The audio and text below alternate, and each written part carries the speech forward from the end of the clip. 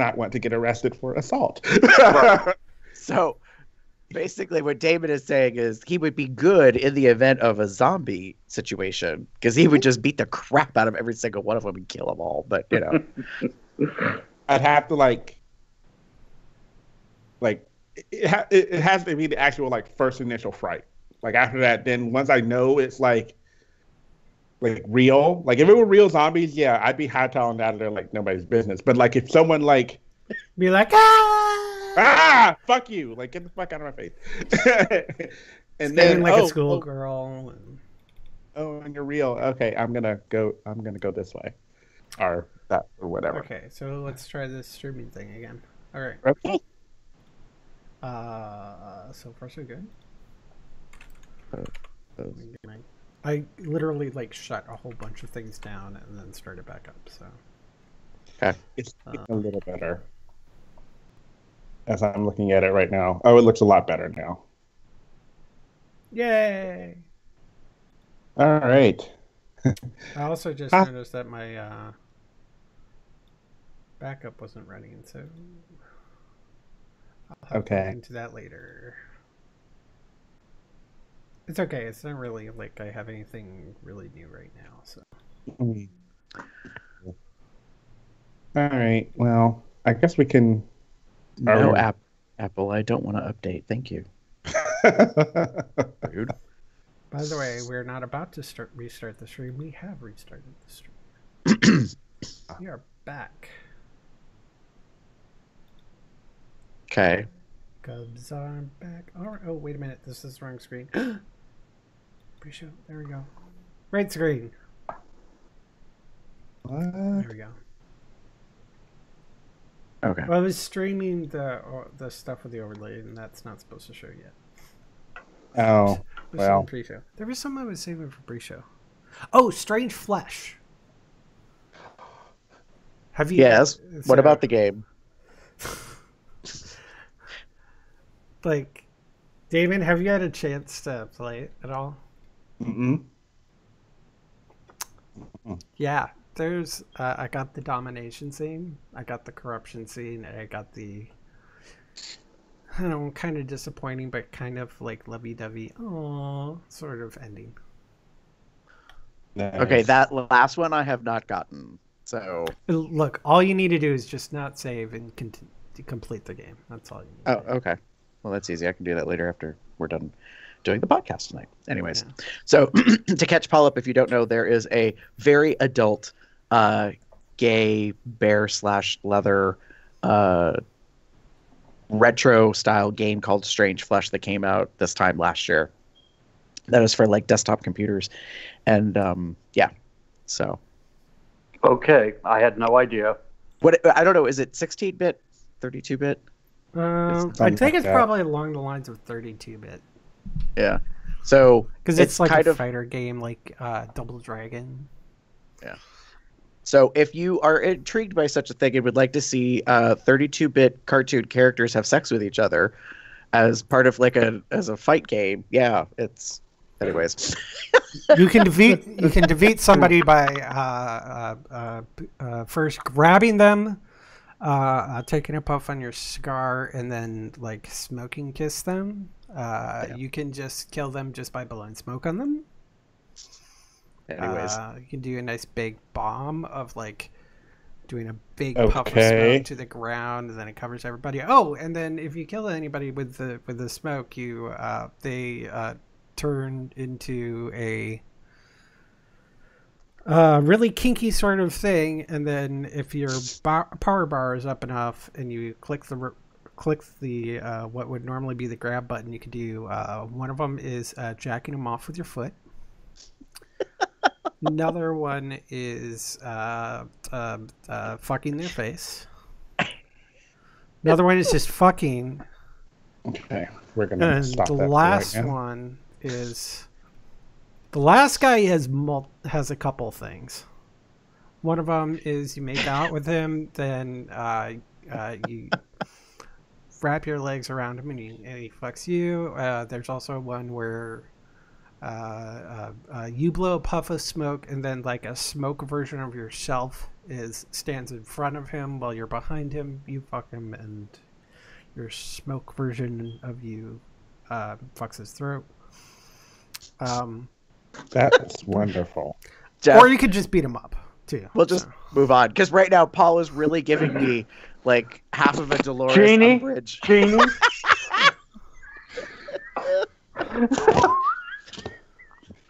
That's nice, dear.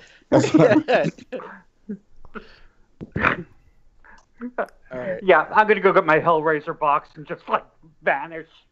Okay. Anyways, so that's Are we the ready to thing. begin? I think so. Okay. Wait. Come on. Right. Screens. We'll transition to this to have that nice opener. I'm gonna go here for the sound. I'm going to go here so that you guys can hear the sound and hope this doesn't fuck up the stream. There we go. Alright. Sound sharing stopped working due to an unexpected error. Well, screw you. Alright, try this again. We don't necessarily have to hear it. Crap. There went your camera. Yeah, well, it's a timing thing. Okay, cool. So, moving over here. So, can you hear this? Yes. Yes. Alright, cool. Let's do this son bitch then. Yes. Let's. Alright. In 3, 2.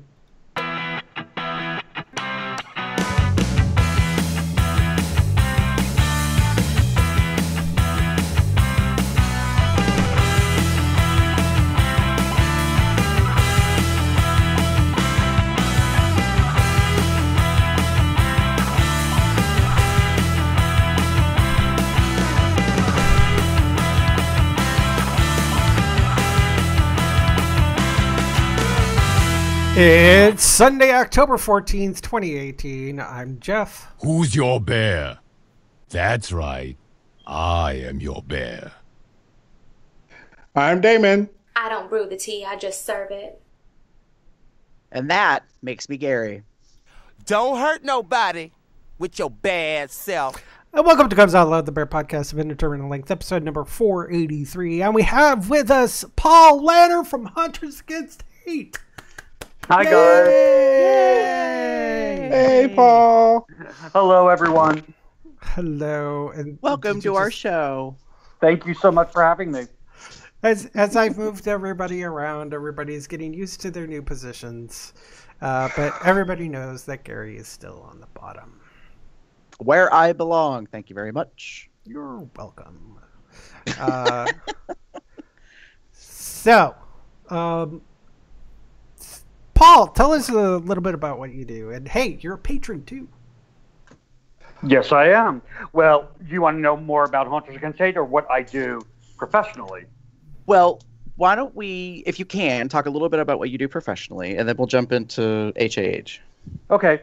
I have been designing Blu-ray and DVD packaging and advertising design for Warner Brothers for the past 15 years. Oh. Before that, I was a creative director at 20th Century Fox. Ooh. So I've been in the film industry a very long time now. I used to work in the Die Hard building in LA, which is pretty cool. Nice. Oh, my God. Yeah. I also work for a small independent company to design all the packaging for Synapse Films. So I did the 40th anniversary of Suspiria that just came out, which is really cool. I've worked on all the Argento films via Synapse Films. So I've been heavily involved in horror for a long time. So pretty cool. I know. When I was at Fox, all the other creative directors would get like Jingle All the Way, and something depressing would come up like The Crucible. They're like, give it to Paul. Everything depressing, give it to Paul. I'll work on it. Give him the spooky shit. Yeah, it's ab fab to work on.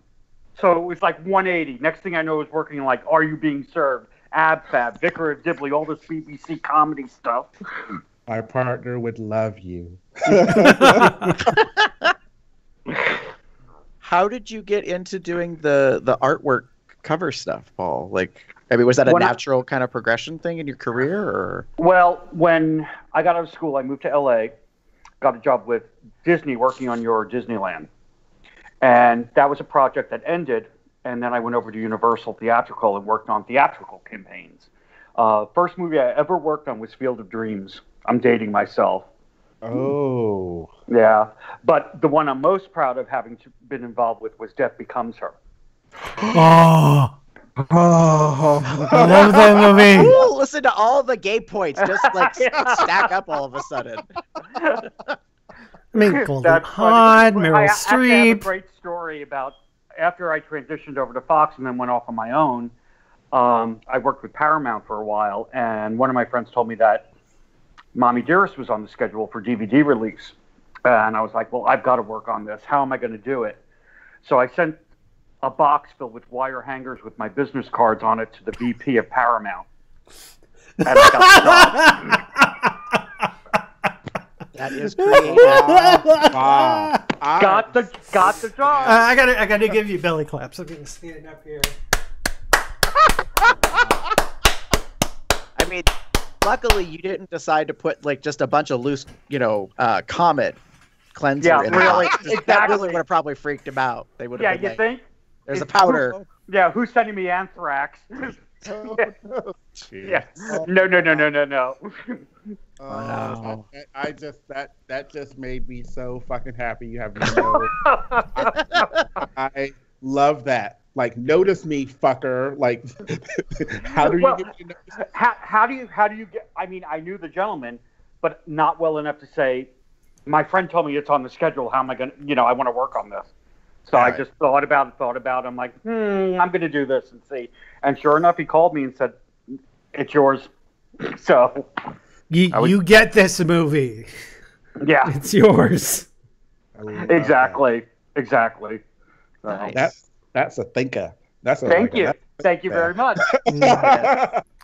Clever girl, as they say in Jurassic Park. So, for those that are not aware, Damon and I are both familiar with Paul. We have met him in person through what I guess I'll say bear/leather events and activities kind of in this region of the U.S. here.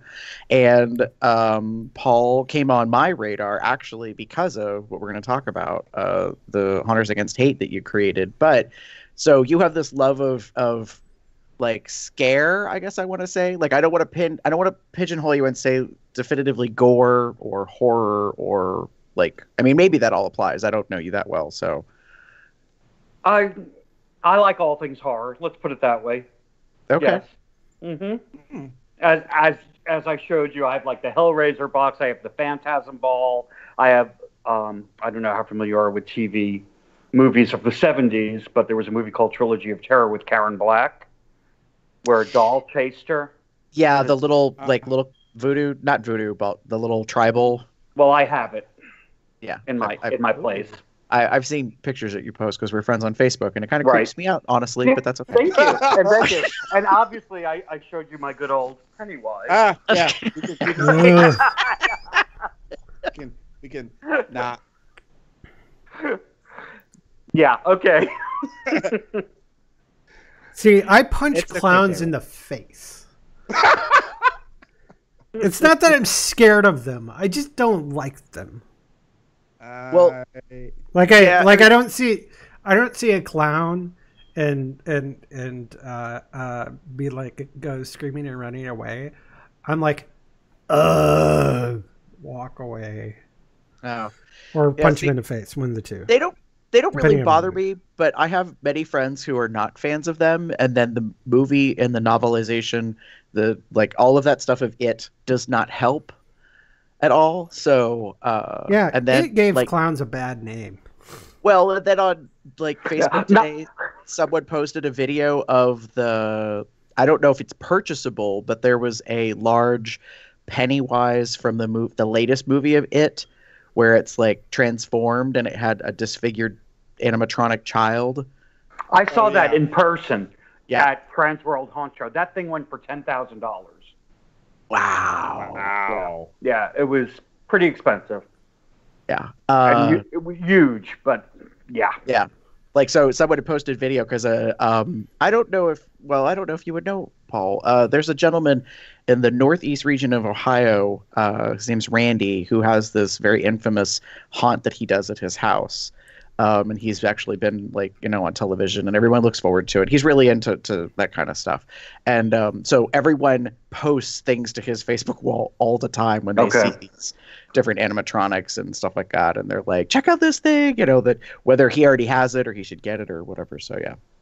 One of the most infamous or notorious haunts I've ever been to was in Ohio, called Haunted Hoochie in Columbus. Haunted Hoochie? Yeah, it's pretty crazy, I have to say. Yeah, check it out sometime. Maybe not. Just the name alone kind of evokes like an unpleasant kind of thing, maybe. So it takes a lot to shock me, and there were some scenes in there that shocked me. So let's just put it that way. That Nice. is something.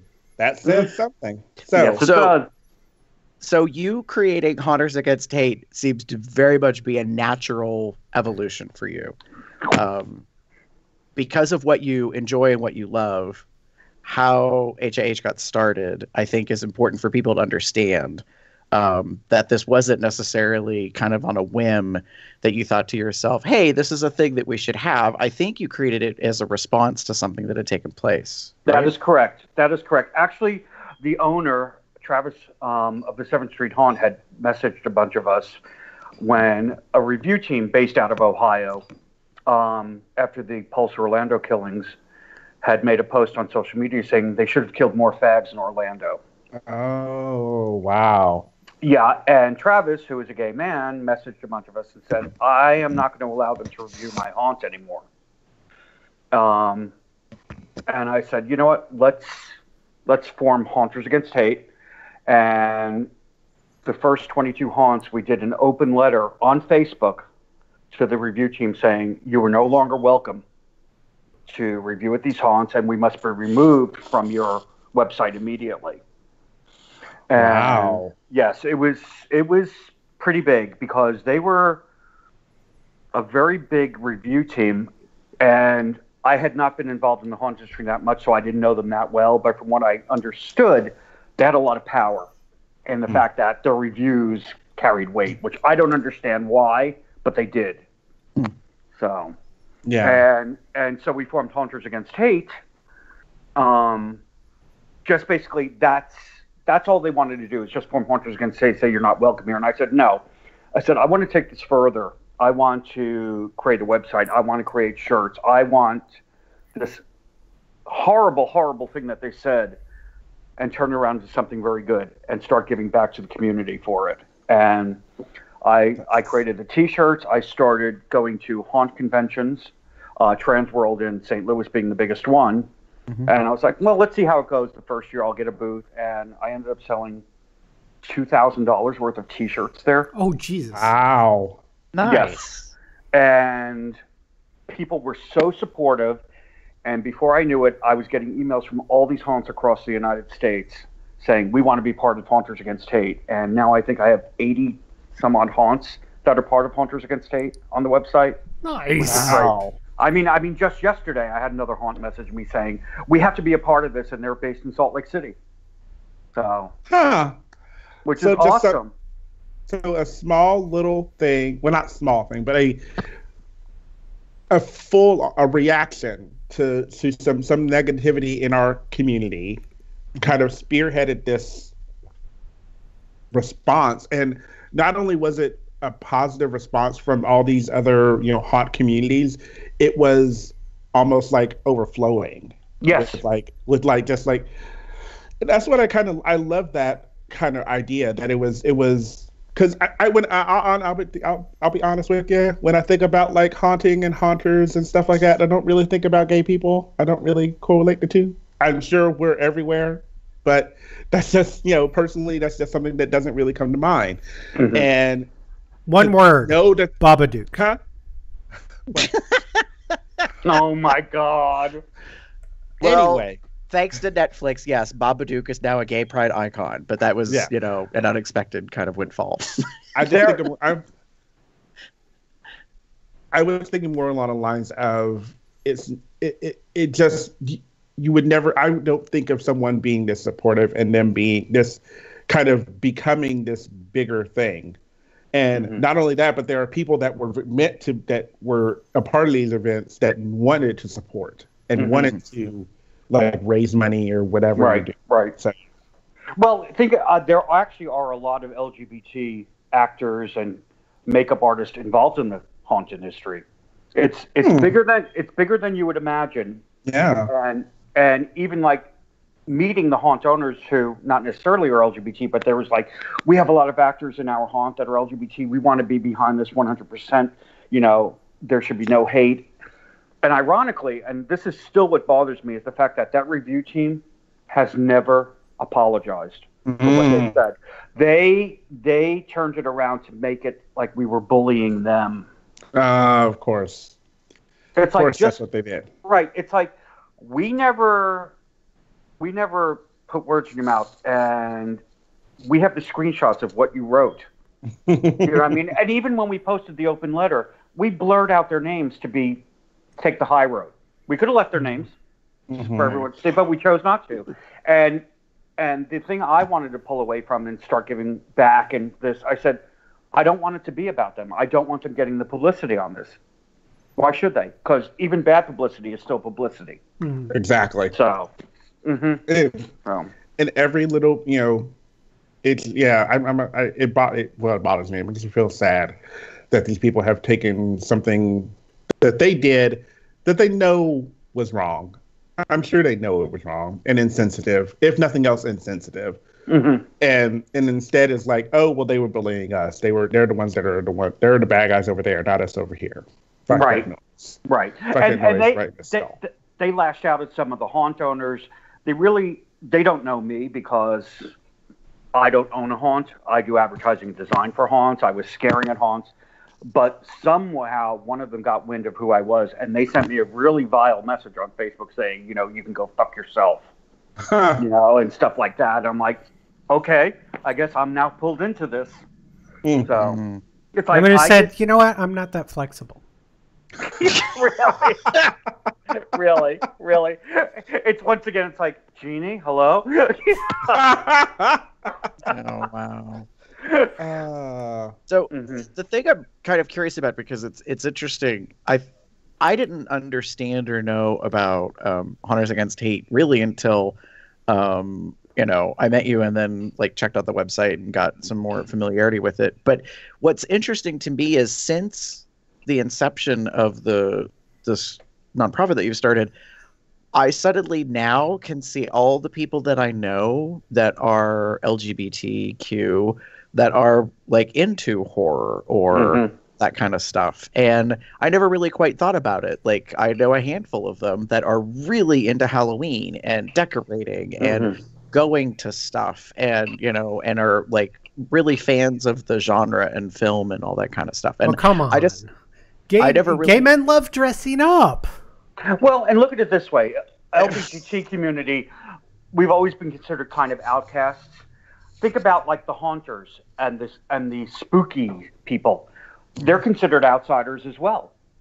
So it's and a lot of people have said that, we've always been considered outsiders, but we're family and we're here to protect your family too because you're part of us. Which is a really good way to put it. Yes. It's really cool that they feel that way. I guess I've not felt that, but probably because I'll own from my own upbringing, I thought more about how we get to play the victim in a lot of scenarios. And so my presumption is if anybody was going to make a community or a type, a demographic or a type of individual, the person that gets mutilated or whatever, that I think it's way too easy to think of the minority culture groups and say, that they deserve X, Y, Z. And so what I'm interested in is what I've talked to people about, and I kind of connected things. I was under the impression, Paul, that Haunters Against Hate was also a response to haunts in which they use incidents of hate crime as an appropriate way to haunt against people. I don't know if you're familiar with. I know what you're talking like Hell House and stuff like that in Texas, where they've done stuff like showing people who are dying of AIDS and stuff like that. Is that what you're talking about? Yeah, and basically taking a population or a community or individuals and that identifying them in a certain way and then making them directly, the victim, so to speak. Right. No, we've not approached that really at all.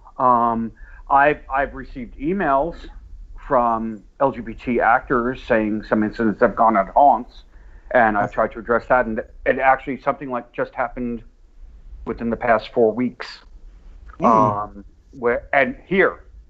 I'm living now, it happened to be a haunt here, and I'm not going to say what haunts they are or stuff like that. I don't want to give publicity, but I received a message from a gay actor at this haunt saying, I messaged the owner saying, can we do an LGBT night here because another haunt is, and the owner responded and said, no, what should we have, a heterosexual night too then?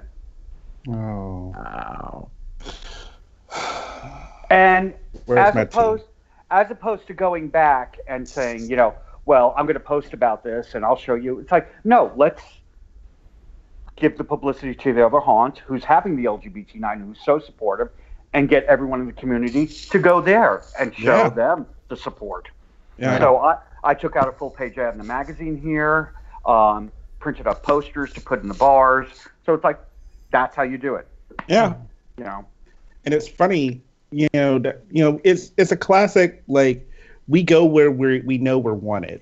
Mm-hmm. You'll go where you know you're wanted. Right. And, I wouldn't go because I don't like haunted houses, but, but hey, we're having an LGBT night at, whatever, maybe I'll give it a shot. Cause Right. Well, and we're going to do a fun thing too this Thursday at this haunt where Adam. And there, Wanda, who is the president-elect of the Pride Community Services Organization here, is terrified of haunts. We are going to live stream them walking through the haunt on Thursday. Nice. Oh dear. Like they do at Ellen, when she has her. That's what we're going to do Thursday night. Oh my God! I can't wait. And that will give good publicity to that haunt, right? To Haunters Against Hate and stuff like that. So that's what it's about. Nice. For those that don't know, the Adam that we're referring to is Adam Rodriguez Rout, who is back on episode 475, just back in August. He's the individual who's put on and helped lead North American Bear Weekend as well as World Bear Weekend, which Paul has been involved in both of those as well. So you could see how we're all just very interconnected around here. Well, and then world after all. Yeah, really. Talk about horrifying.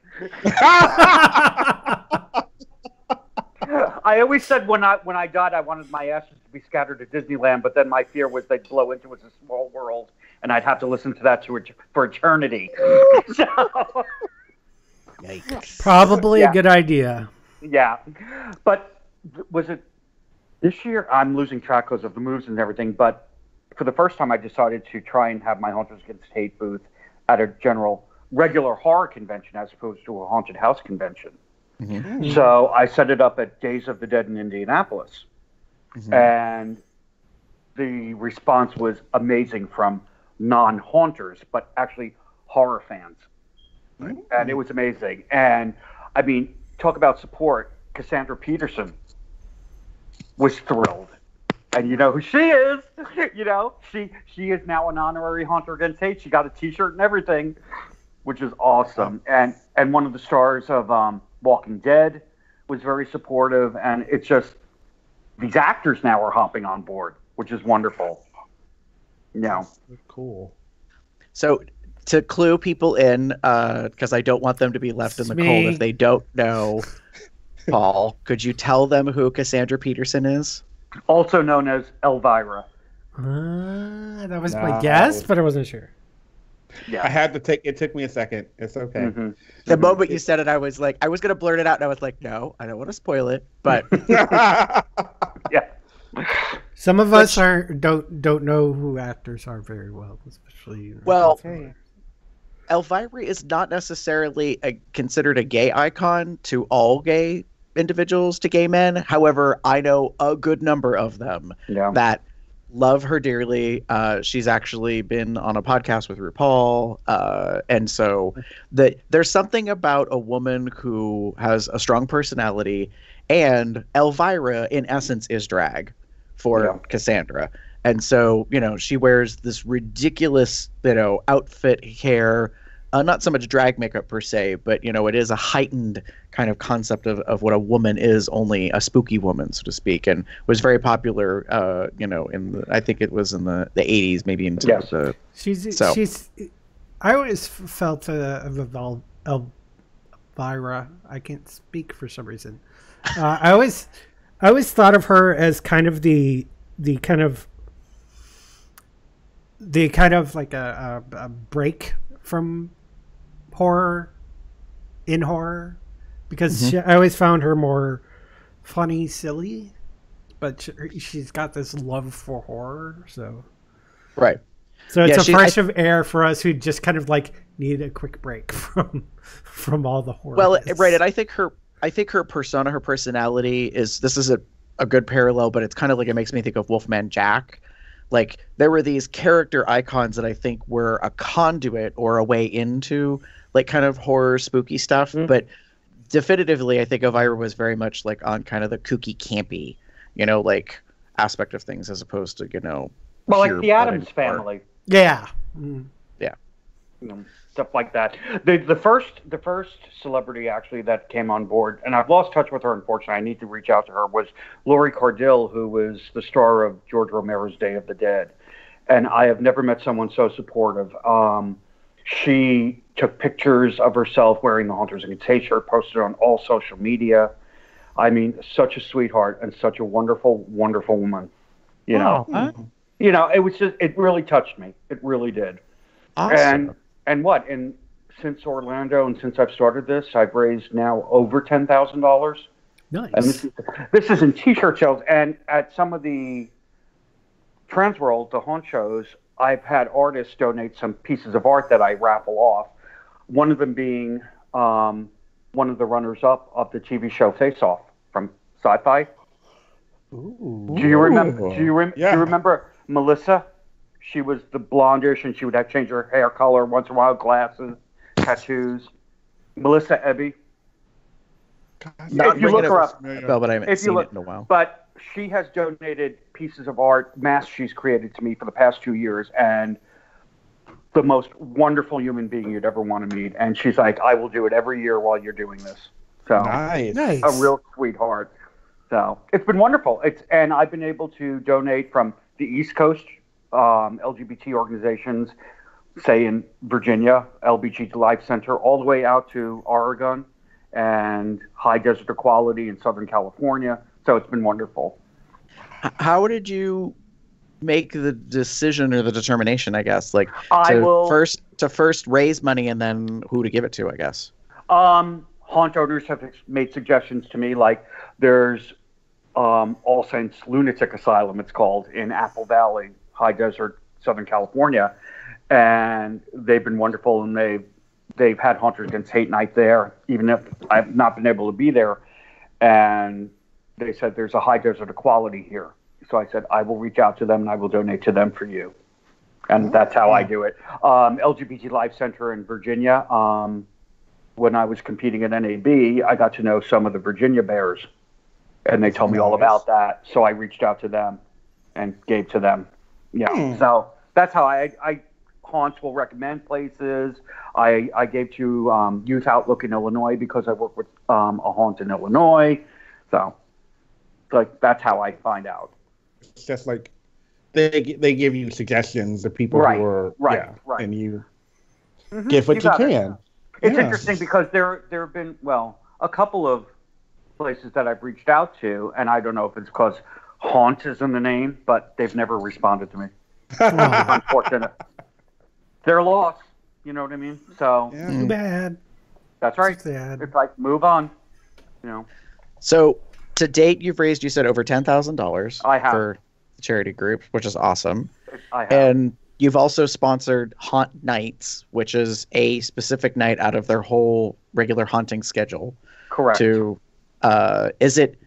is it an HAH like official night to be for the LGBTQ community, or is it more like a fundraising night kind of thing, or maybe both? It's more of fundraising. It's not specific, like, anyone can come to it, of course. You can't, let me see your straight card. You can't get in. No, come on. But what the haunts are doing this year, I'm having 4 Haunters Against Hate nights in the vicinity, and for every admission, they're giving $1 back.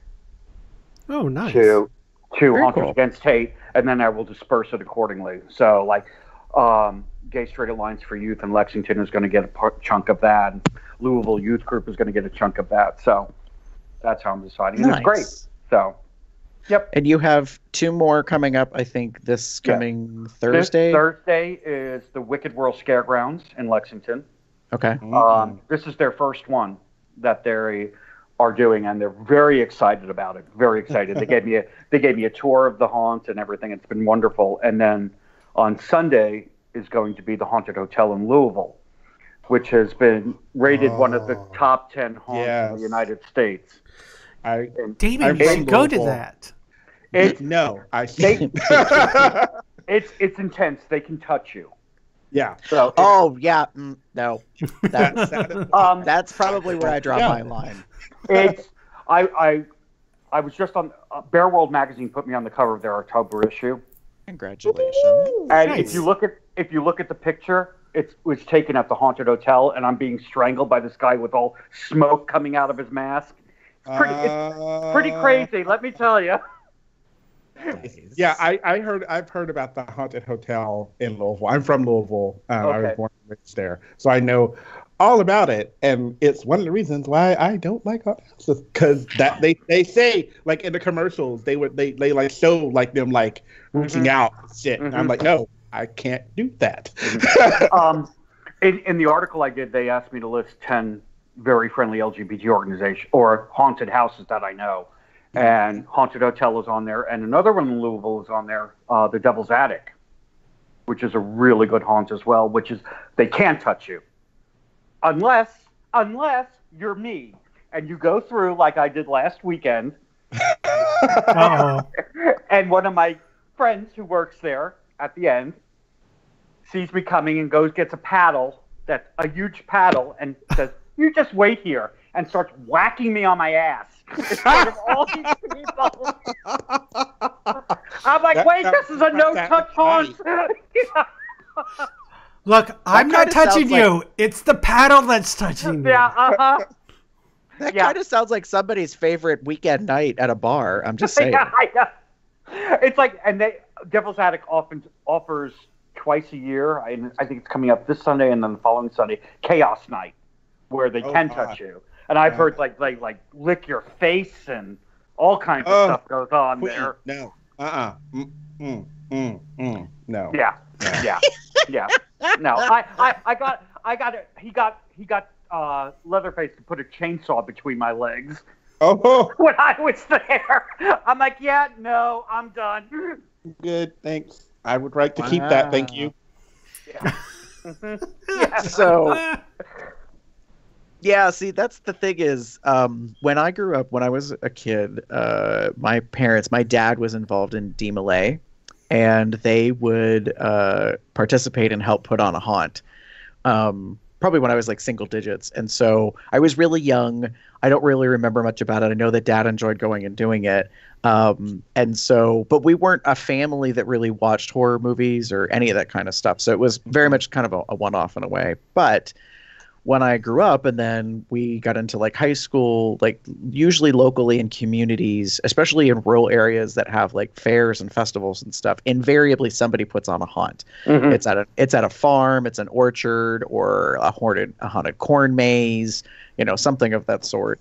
And so that was a thing that, you know, you kind of did as kids because, you know, it's high school and what the hell else are you going to do because you can't go drink or whatever. Or in my case, growing up in New York, you just ride the subway. That's a horror unto itself.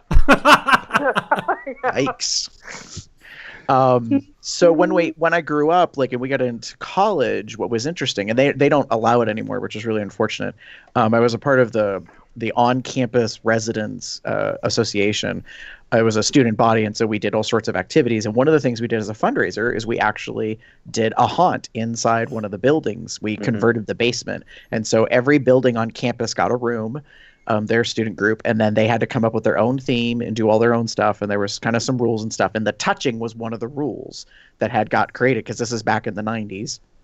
And so this is probably in response to like people getting hurt or something happening. So I'll never forget the one that we did that we won, of course, because it was competition, because, you know, everybody has a room and a scare. And the one that we did was based on Children of the Corn, which I've not necessarily really seen the movies, but I had enough reference material. So we actually went out to a local farm and got corn stalks that had been cut down. And we, you know, the luggage carts you see in most hotels, they also have them in residence halls on campus. We attached corn upright around the outside of it to make corn rows in a room. And then we had like almost a dozen of these, and they were movable because they're on caster wheels. So once the group enters the room, you're able to use the corn to close off the entrance. And then they have to walk through, and that keeps changing. Now you have people that are hiding, and then we also made 3 crucifix up against the one wall, and then we had actors. And my favorite part of the whole thing is that Matt, God bless him, and this is the thing is he's a church organist. Well, now he's I think a superintendent of a school district, but like he was acting this whole thing up. Of course, we have fake blood with Caro syrup and all that kind of jazz. And he was up there, and it looks like he's being suspended, but the reality is we had hidden that he was standing on a platform, and he could leap off of the crucifix at the people that were like watching this scene that was happening. But my favorite thing that we pulled off was we had, I think, 4 people who were plants. So every time a new group came into the room, somebody was dressed like a civilian and tagged on at the back when the corn rows closed behind them.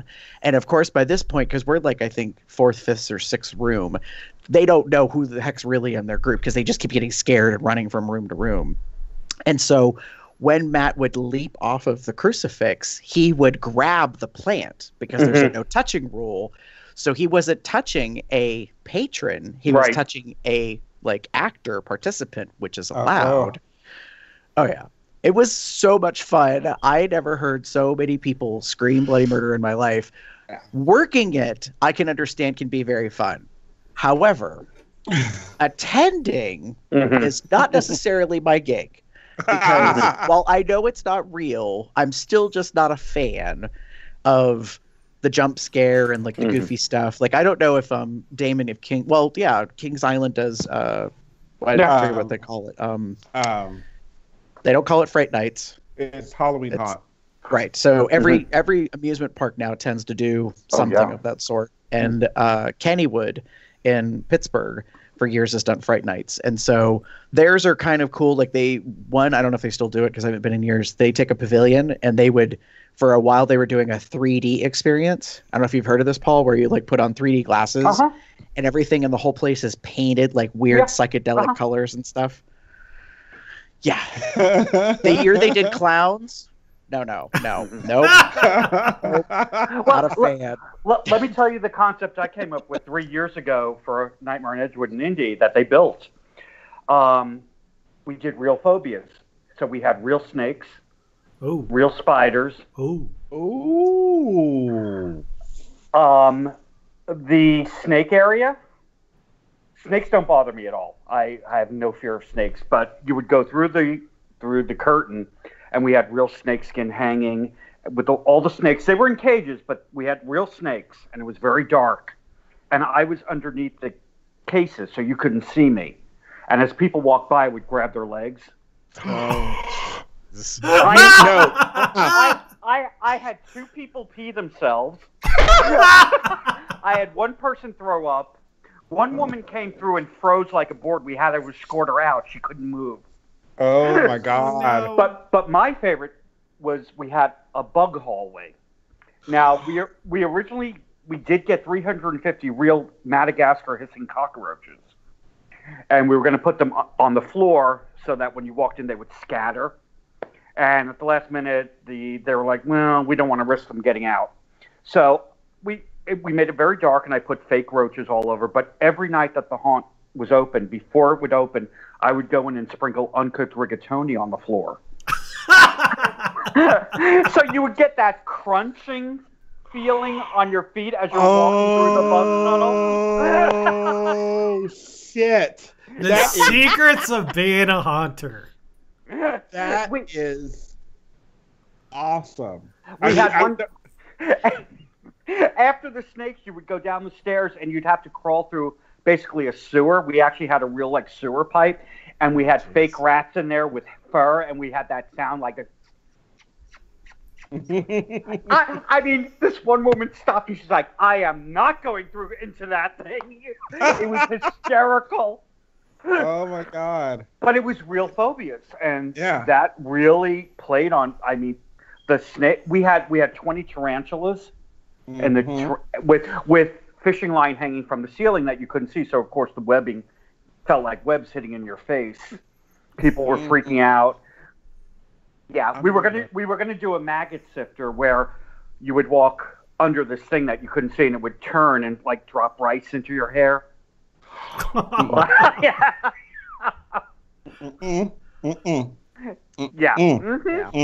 See, it's hilarious when you're hearing about other people experiencing it. After that year, or we did that for 2 years, and then the third year, people were actually, before they would buy their tickets, say, "There's no more snakes, right? No more snakes here." Wow. No, that was just 1 year. That was a special. Do you want us to bring it back? Well, it's funny that you say that, Paul, because the year that we did the Children of the Corn thing, we got asked about if we were going to repeat it again or not, because it was, what happened was when people left the haunt, if they stayed, they filled out a card and they rated which room, and that's how you won, was by the people that attended. And so, but we weren't allowed to do it again, because actually after the haunt was over, we got chastised because technically the corn was not flame retardant. Oh, no. Boy. And we were inside a building. Fire safety. Yes, we got into big trouble over that. They were not going to fine us, but they said, you should have cleared it with us ahead of time. And then we were so mad about it, because then the following year we're like, how the heck would you flame retard corn? What do we do? Go out into a big empty parking lot and just spray it down with stuff and let it dry? I mean, it was just, we were like, oh, anyways. Too much. That's funny. So, great stories working at haunts. You definitely have great stories. And they've got to be a shit ton of work to make those. Yeah, I've had friends ask me, why don't you create your own haunt, Paul? I'm like, first of all, I don't have the energy. I wouldn't have the patience. You have to deal with customers who are very nasty, who are, it's like I couldn't do it. It's like, nope. Yeah. I have a great idea for it. I have concepts. I even have the name of my haunt, but I am not going to do it. See, that's why, again, the other thing why Damon won't ever go to a haunted house is because I would probably be that customer that would be like, who the fuck do you think you are doing whatever you're doing? I would be the one. Damon would be the terrible customer. I would be the one off haircut telling you I'd like to speak to your manager. And you always get someone who does not listen. It's like 1 year we had a pitch black maze that you had to feel your way through. Now, and you were told before you enter, do not run. Common sense, do not run in a dark maze. This girl runs right into the wall, breaks her nose. It's like, wow. and wants to sue. And it's like, did you listen to the rules and the warnings? No. Well, Yep. And that is called... You signed the form that had all that... Well, basically, you read the warning before you go in, and at the bottom it says, we are not responsible. you know, if you do not heed our warnings, you know. Or you get the people like, you scared my kids too much. You do know you're coming to a haunted house, right? It can be awfully scary.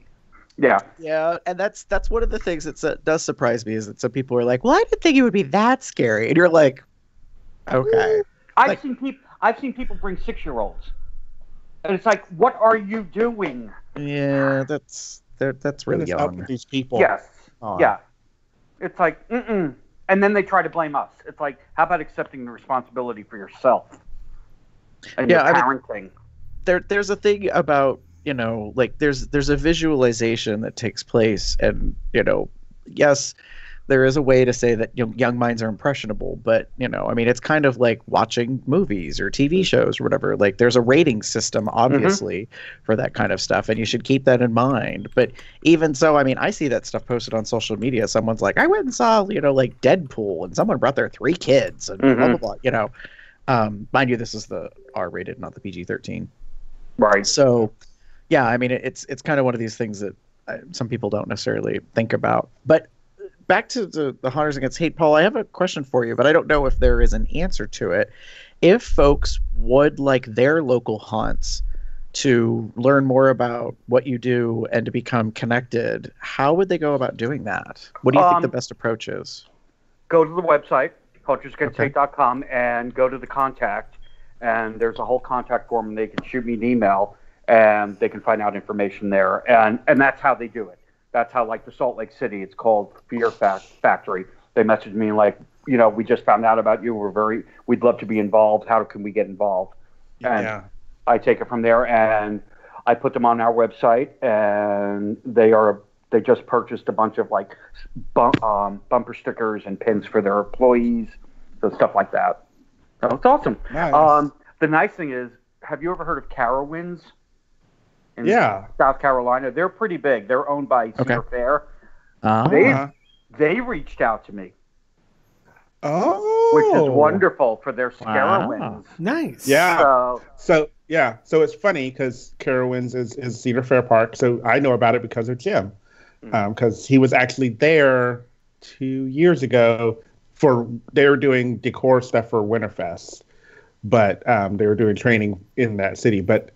It's very interesting that they're reaching out because I think that would be a really great idea to kind of get a larger park scene theme thing going and doing this thing. Because, I mean, that shows you just how big this is becoming. Yeah. And what's really nice or touching is the entertainment director who reached out to me actually lost a good friend of his in the Orlando Pulse massacre. Oh, wow. So it's personal to him, too. Nice. And we just couldn't coordinate the schedules this year, but we're going to pursue it for next year for sure, which is great. So, Yay. Yep. Yeah, I'm very excited about that. You know, where it goes, who knows? We'll see. Very cool. It's like I still have to get all the legal stuff done with Hunters Against Hate and the corporation and the 501c3. That takes forever to do. But I have, at least I'm waiting for the final approval. The logo is finally being trademarked. Yay. Nice. Yeah, because the first T-shirt I designed, I created line art, and I found out that a haunt used my line art for their own logo for their haunt, and I was not happy. So, and the thing is, I had not trademarked it, so I really couldn't do anything about it because it was line art, and I'm not going to let that happen again at all. Right. So, and the owner had the balls to come up to me at the haunt convention and say, "Oh, I know I used your art, but we added eyes to it," and then walked away. And I'm like, "Really, you dumbass?" Stupid people. Yeah. So I'm like, that's it. Trademark the logo. So yeah. I'm not going to allow that to happen. So if people are interested in supporting Hunters Against Hate, the best thing they can probably do, I'm imagining, is go visit the website. Yes. And there's this section on there that they could go to that says HAH Shop, where they can make purchases of some very nice shirts. there are, I think, let me see if I can do math, 5 current artist designs that have been put together for what you call your artist series, and that's for this year, correct? Like it's Correct. going to be an annual situation. Right, exactly. Yeah, And then that was exciting too. And if you buy all 5, you get a discount as opposed to 1. So. Yeah. And the way that started was I was at a comic convention in Indianapolis, and Tim Jacobus, who designed the art for the original Goosebumps books, was there. Ooh. And when I was at Fox, I worked on the DVDs for the Goosebumps TV series. So I went up to him, we started talking, and I told him all about Haunters Against Hate, and he created a piece of art for me. Aww. Wow. Yes, Nice. and I put Very that on nice. his T-shirt, and that was pretty much like the first artist T-shirt, and that was a really big hit. People loved it. So, Very nice. and I think that's still on the website as well. I think if you look at the bottom right of the shop, you could see the Goosebumps Yeah. shirt. So, yeah, so there's the 5 in the artist series, and there's 3 other designs. Both the first and second say I guess which is the motto of Hunters Against Hate, which is because hate is the scariest thing of all. Which I have to say, Paul, that's really catchy as a slogan or as a motto, that a lot of people, like, when you wear one of those shirts out, especially those particular shirts, people like that just for what it says, not even knowing quite what Hunters Against Hate is. And even like the one that I'm wearing, which is from last year's design, where it says hashtag we are all family, and then it has this and the Hunters Against Hate on the bottom. It's very cool, and it's funny because I wear this and people are like, I really like your shirt, and I'm like, thanks. It's like, you know. the nicest thing was seeing people at the Haunt convention this year wearing Haunters Against Hate shirts. Oh, neato. Yeah. Which is that really, always good. really awesome. There's another organization in the haunt industry that they're wonderful too, called Don't Be a Monster, and they're anti-bullying.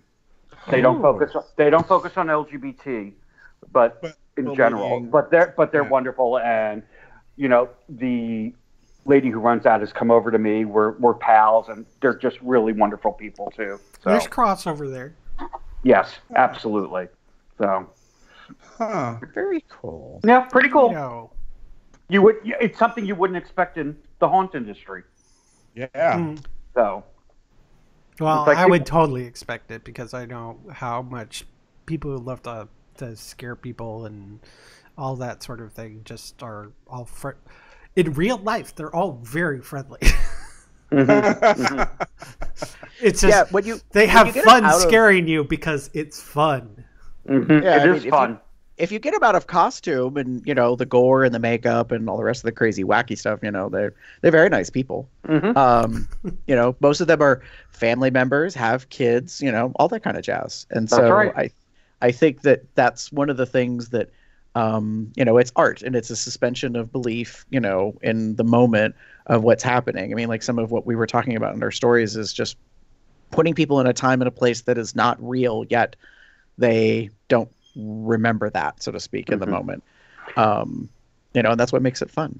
Yep. The first year I did Transworld, this is the most touching for me. It was the last day. It was a Sunday morning, 10 a.m. It just opened. And this woman in a wheelchair went past my booth and then came back, passed it again, and came back. And she stopped and she just like had her head down. I'm like, "Are you okay?"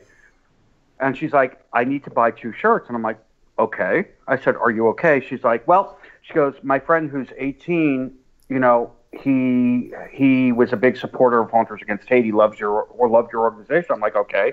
She goes, "He was driving home from work one night and he fell asleep and he died. He crashed and died."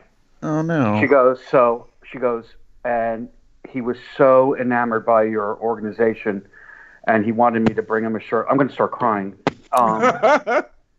Okay. She was like, he wanted me to bring him a shirt, and I was like, she goes, "So I want to get one for me and one for his mom as an honor." Oh, How awesome! I know. It touched me so much. It really did. Did you It was BOGO? like, huh? Did you BOGO? Had her just buy one and then get another one free? No, I think I just gave her them. Oh, okay, even better. But I was so moved that the fact that the organization touched someone that much, Right.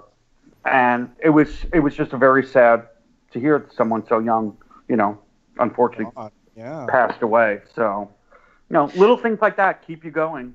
Right. I mean, and I think it's important because you're doing really good stuff, not only with the charity aspect of the shirts and that organizations that you give the money to, but by being out there, not only having the HAH nights, but then also more importantly, like going to the conventions. Because I think it was at Trans World this year. I knew that a handful of my friends were there because I saw in the Facebook feed, like they were posting some pictures of stuff. And it wasn't until it was practically over did I put two and two together and be like, oh, for criminy sakes. Like I should have been like, Paul, what's your booth number? So I could tell them, like, look for this. And a couple of them did say to me, they're like, oh yeah, I like solder or whatever. But it was one of these things where I just didn't think about like, telling people, hey, when you go to this thing, look for this, Right. say hi, buy a shirt, whatever. Well, I'm looking forward to I already have the booth reserved for next year, so I'm excited about that. yay! Yeah, so I have to come up with a new. I try and come up with a different design every year for Trans World to make it a collectible T-shirt. So we'll see. I have things going in my head. Well, hopefully that comes together for you, and the Cedar Fair thing moves forward. I hope so too. That properties, Well, and the guy from Cedar Fair, Carowinds, he said the haunt crew always participates in the Pride Parade, and he definitely wants them all to wear. He wants them all to wear Haunters Against Hate shirts in the next Pride Parade. So. Because they want to scare everybody. That's right. I have goosebumps right now thinking about how that would look being at a Pride event, no pun intended. Being at a Pride event and seeing a scare event grouping as a contingency walking through and seeing them all wearing the HAH shirts. I think that would be awesome. Yeah, it would be unique, that's for sure. So it would be pretty cool. Yep. I'm excited. I never expected it to explode the way it did, and it has, which is wonderful. So great. Well, one might say that you got a good thing going, and people appreciate it. Yes, exactly. Absolutely. I had to do a bio for that article, and I still use the quote that Fairuza Balk says in the craft: "We are the weirdos, Mister." And I just love that line. It's like that movie. So, Craft. Yep. And it's true. We are the weirdos, and people love it. When I sat and talked with the kids from Louisville Youth Group, that was one of the first organizations I donated to, and the kids were enamored hearing stories about the haunt. They just loved it. Yeah. And a week later, the woman who runs it called me and said, you and there's one other person, some famous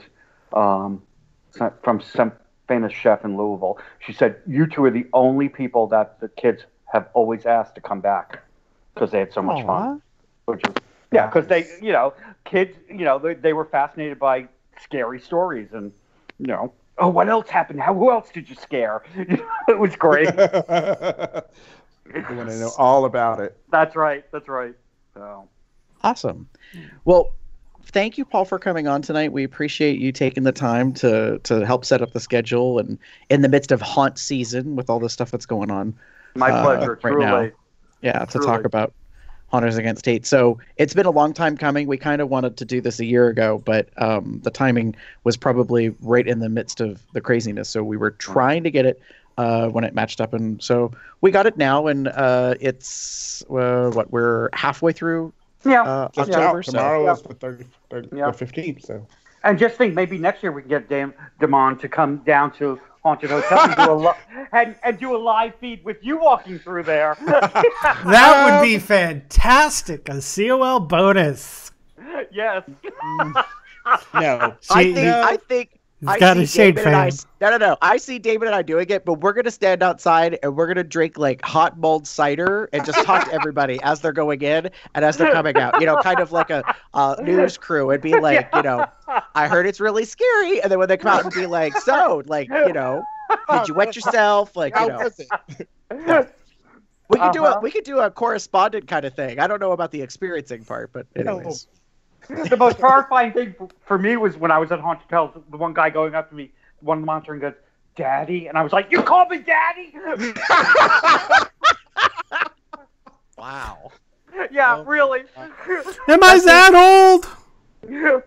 That wouldn't have bothered me. That's the problem. That's probably why I don't want to go through a hunt, because I would get too sassy. Like if someone walked up and was like, "Hey, Daddy," I'd be like, "Yeah, what you want, boy?" Yeah. Like I'd roll right with it. I ain't got no problem with that part. Do you really? Shall I tell you the most disgusting story ever from a haunt? Oh. All right, go ahead. Then we'll wrap. I'll up. leave it with this. And this didn't happen to me, thank God, but it happened to a very good friend of mine who was working at a haunt in Louisville. And he was in this room, and he was covered, dripping in blood, with blood everywhere. And this group of girls came through, and he like had the blood on his hands and put it up to the girls, and the girl reached between her legs and pulled up blood. Yeah. We're done. Yeah. How's that? How's that? Out. Out. We just traumatized our entire audience. Out. Oh my god. Out. Oh my god. Well, to be fair, if you're going to play the game, you best be ready for anyone else to one-up your shit. Just, yeah, and just how know can that. you top that? I would have been like, I'm done for the night. I would just been like, okay, you got me. Walk away. I would have dropped character. I would have just been like, Or say, can we hire you next season? I probably would have been like, "No, ma'am," Yeah. and you could just keep moving. Yeah, exactly. Yeah, I Sorry, think you picked the wrong monster. Keep moving. Yeah. Really. I say, we lost Steven there for a second. He's back. yeah. He was It's just okay. like, hallelujah, and then froze. Just had his hand up and. Anyway. So yeah, I'll leave you with that little piece of information. How's that? Perfect. Great. Speaking of information, Jeff, we got stuff to talk about if people want to be in touch with us. Yes, there's right? plenty of ways to contact us and provide us your feedback on anything.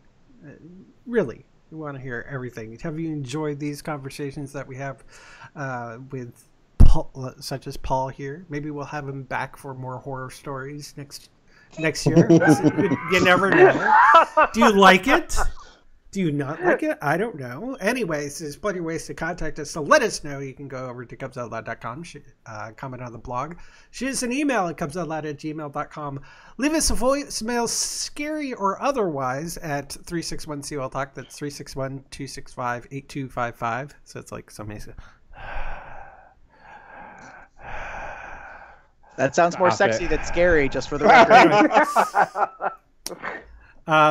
You can also find us on various social media outlets such as Instagram, Facebook, Tumblr, Twitter, Google+, and YouTube at Cubs Out Loud in the appropriate place of the URL. Join the Entourage chat where you can see videos such as the little pre-show thing that I put in there earlier at telegram.com/telegram-col.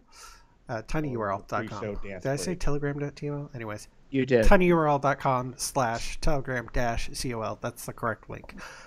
You can also, when we have these shows all set and ready to go, you can go to our calendar. Actually, subscribe to the calendar on Google at tinyurl.com/calendar-col, so you can kind of stay up to date on when the shows are going to be, as much as our live feed, where you can join people like Tubbs and Eric, who are currently in the chat today.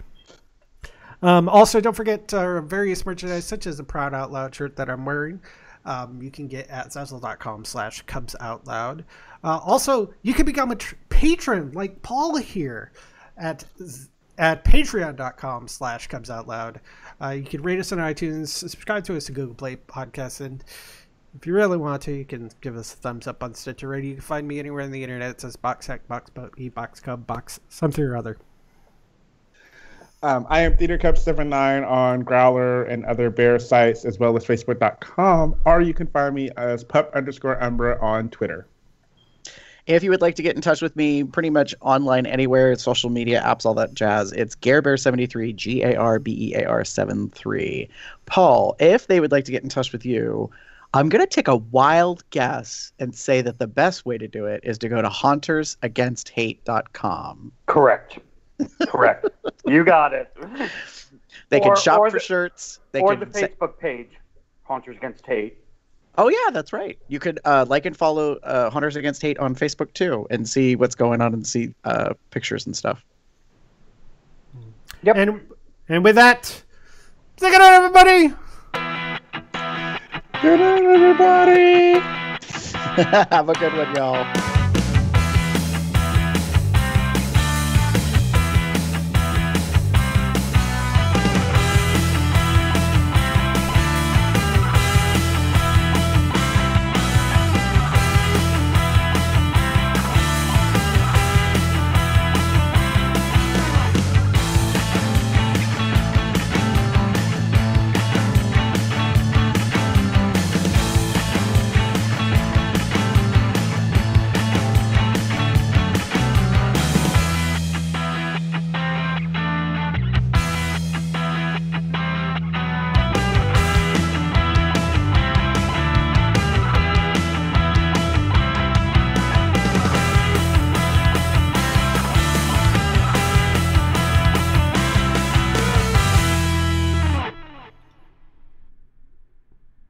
And of course, my Skype crashes.